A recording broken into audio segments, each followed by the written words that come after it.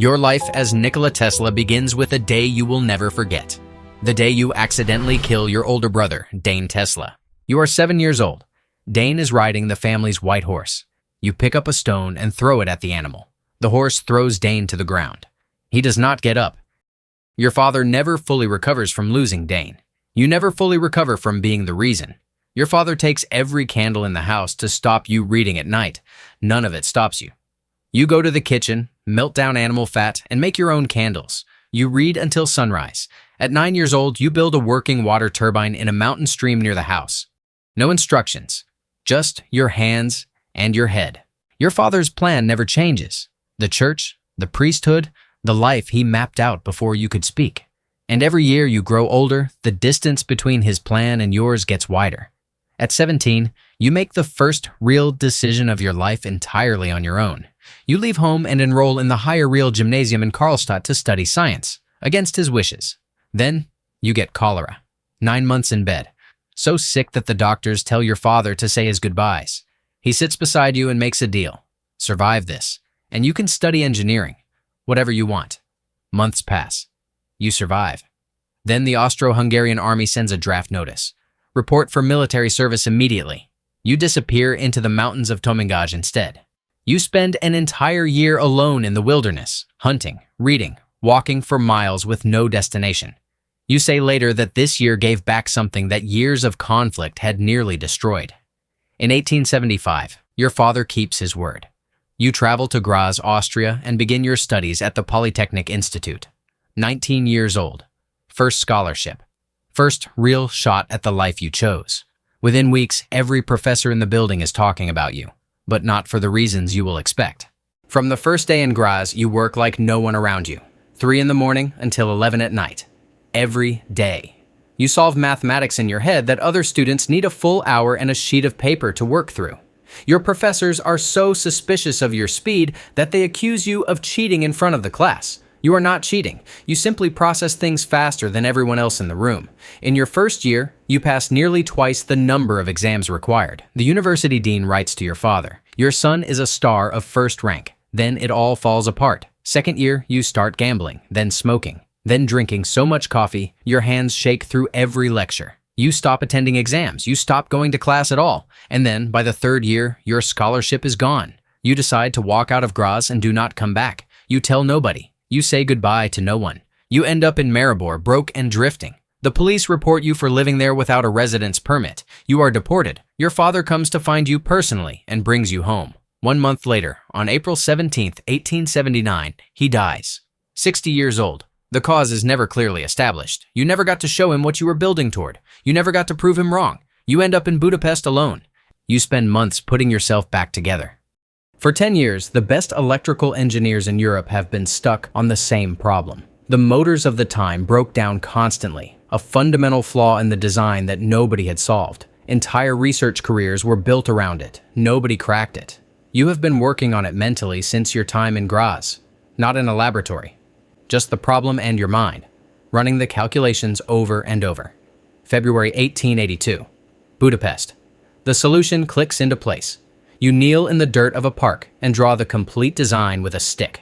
Every dimension exact, every ratio correct, years of mental work resolved. You spend the next 2 years bringing this design to every engineer and investor you can reach in Europe. The answer is always the same. Theoretically interesting, practically impossible. Their skepticism is not your problem. The design works. You have verified it 1,000 times before drawing it in the dirt.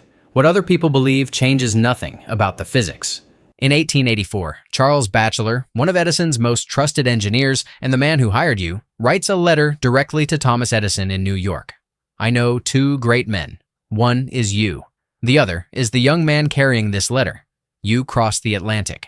You arrive in New York, 28 years old, 4 cents in your pocket, a broken watch, and that letter. But before New York, there was Paris. For 2 years, you worked for Edison's European operation. Repairing electrical systems across the continent, fixing installations senior engineers had abandoned. The work was straightforward, but everything you repaired ran on direct current.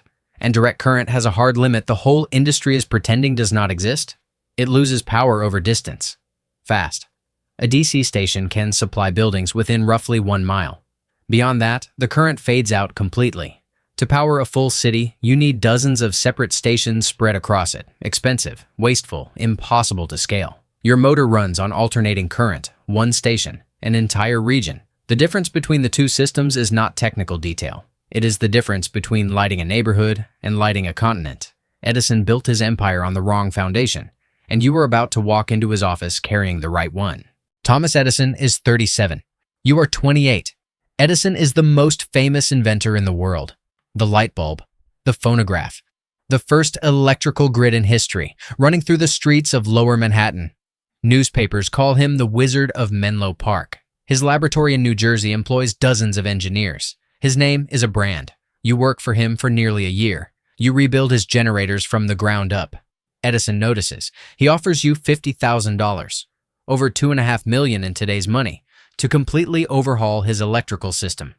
You deliver everything he asked for. You walk into his office and ask for the money. He says, "Tesla, you just don't understand American humor. There is no money. There never was." You stand up and leave. Every investor you approach in New York turns you down. Your motor is too theoretical, too far from anything currently working. The proposals go unanswered. You take a job digging ditches on the streets of New York City. 12-hour shifts, shovel in hand, standing in a hole in the ground beside men who have no idea who you are. After every shift, you clean up and go knock on another investor's door. In 1887, the wait ends. Two small investors give you just enough to rent a laboratory on Liberty Street in Lower Manhattan. You build the motor. It works exactly as you calculated it would in that Budapest park years earlier. Every dimension correct, every ratio exact. The shaft spins with no friction, no contact between any moving parts.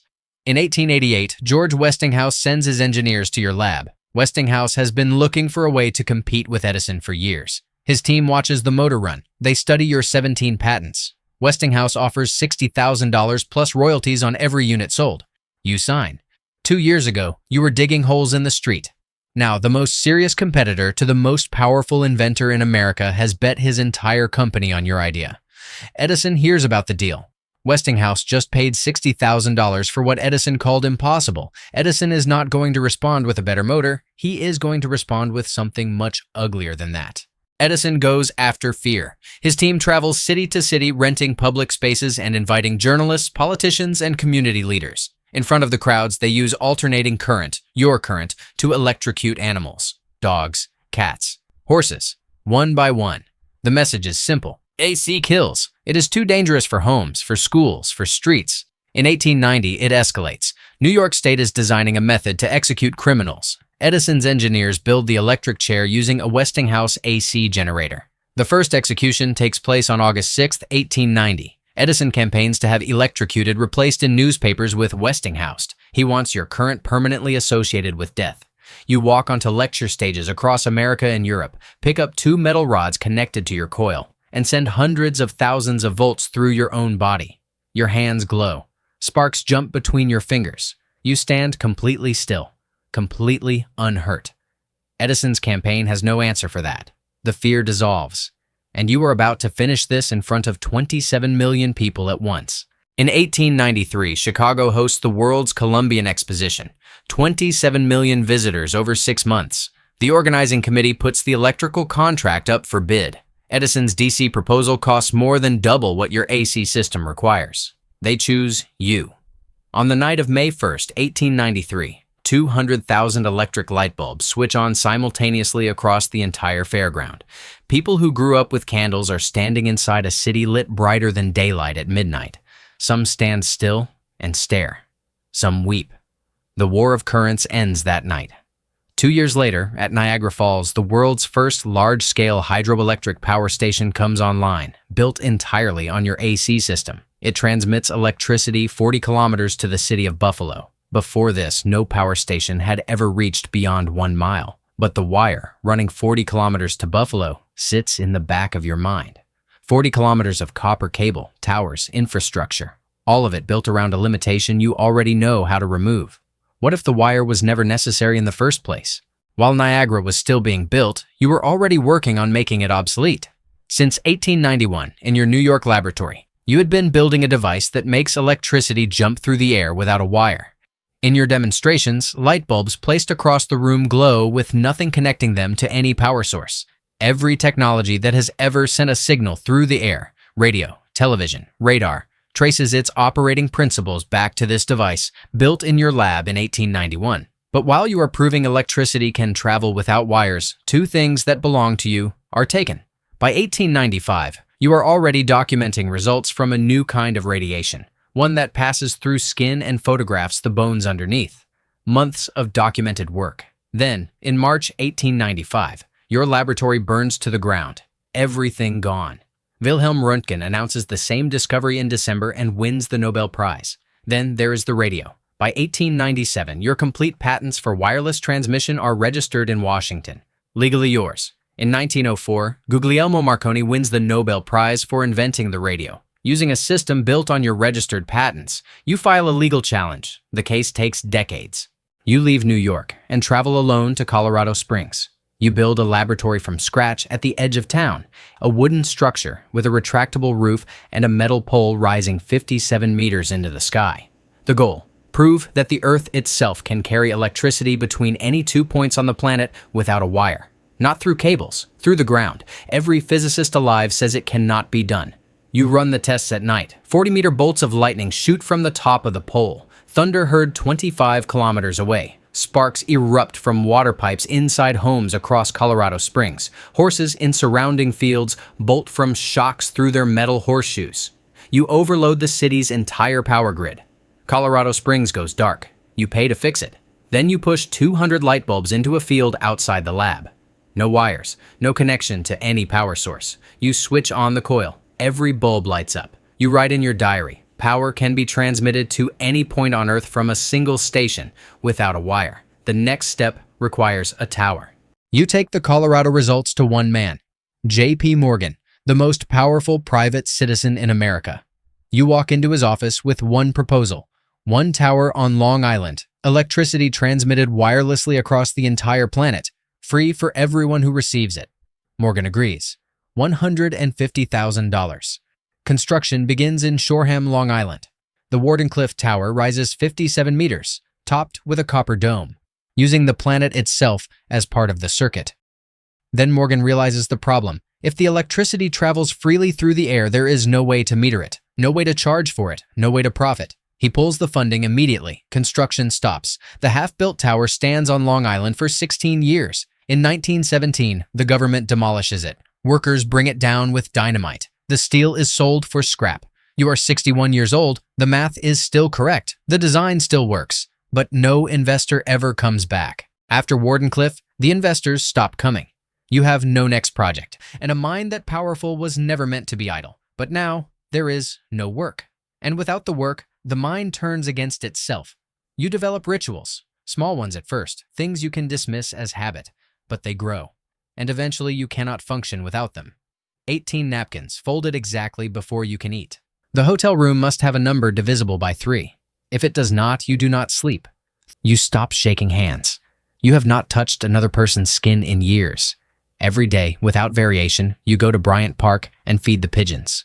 One of them, a white female with gray-tipped wings, you carry back to your room when she is injured. You pay staff to look after her when you travel. You say, "I loved that pigeon the way a man loves a woman. As long as I had her, there was a reason to keep going." She dies in 1922. You are 66 years old. You keep going to Bryant Park anyway. In 1937, at 81 years old, you leave the Hotel New Yorker in the middle of the night. The same route, the same pigeons. A taxi hits you crossing the street. Broken ribs, back injuries. You refuse a doctor. You never fully recover. On January 7, 1943, a hotel maid knocks on door 3327 of the Hotel New Yorker. You do not answer. She opens the door. You are 86 years old. You died during the night, alone. Everything you owned adds up to less than $1,000.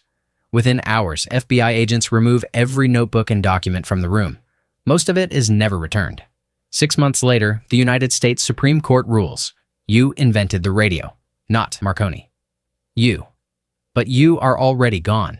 Today, 83 years later, alternating current powers 160 countries. Every outlet in every building on Earth runs on the system you designed in 1887. The radio you invented is in every car, every airplane, every military vessel on the planet. The Tesla coil you built in 1891 is inside every smartphone, every laptop, every wireless charger produced today. Wardenclyffe was demolished in 1917. In 2018, a museum opened on the same land in your name. The FBI returned some of the documents from room 3327 in 2016, 73 years after they took them. You never held a Nobel Prize. You never held significant money. You died in a hotel room that cost $2 a night. There are currently 4,812 satellites in orbit using wireless transmission technology that traces directly to your 1897 patents. Every one of them works exactly the way you said it would. You made history. Rest in peace, Nikola Tesla. If you enjoyed this video, like and subscribe for more. Thanks for watching.